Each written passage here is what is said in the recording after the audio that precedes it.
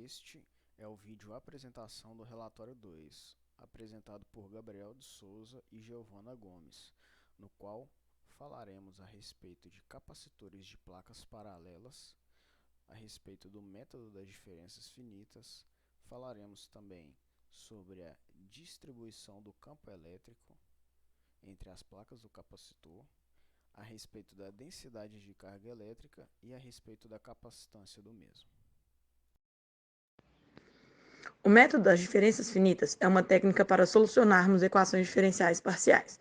O método consiste em dividir a região em grades iguais para aproximar os valores de derivadas e envolvê-las nas equações diferenciais, assim resolvê-las numericamente e obter um resultado. Lembrando que, quanto menor a região dessas grades, maior a precisão no resultado. Para solucionar os valores nas bordas da grade, aplicamos condições de contorno, que podem ser do tipo Dirichlet, especificando a solução em pontos específicos da grade, ou do tipo Newman, especificando a derivada da solução em pontos específicos da grade. Para calcular a capacitância de um capacitor com placas paralelas infinitas, consideramos a densidade superficial da carga, sigma. Assim, calculamos também o campo elétrico resultante entre as placas paralelas. Resultamos em, nas extremidades, o campo igual a zero, e entre as placas temos sigma sobre epsilon. Para acharmos a capacitância, precisamos da diferença do potencial entre as placas. Com isso, temos a integral do campo de A até B. Resolvendo a integral, temos o valor da diferença de potencial igual a sigma vezes a distância sobre epsilon.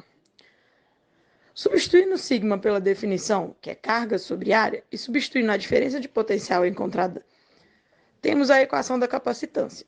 Capacitância é igual a epsilon vezes a área sobre a distância d entre as placas.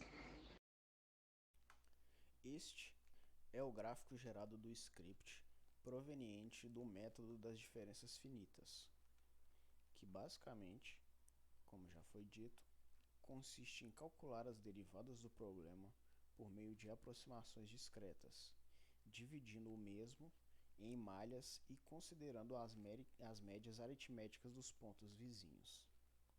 O capacitor considerado para a prática foi um capacitor de placas paralelas infinitas, com uma distância mínima entre as placas, ou seja, de modo que seja desconsiderado o efeito das bordas das placas.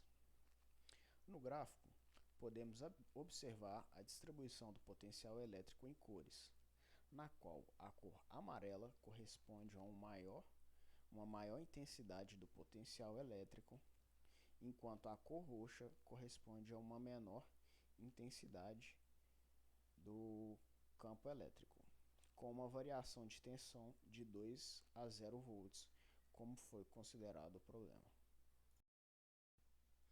Para o cálculo da densidade de cargas na placa do capacitor, utilizamos a constante do meio e o campo elétrico calculado por meio da variação de tensão nas placas. Assim como a quantidade de cargas depende da densidade de cargas e da área da placa, foi possível encontrar o valor da capacitância no valor de 1,69 nanofarads.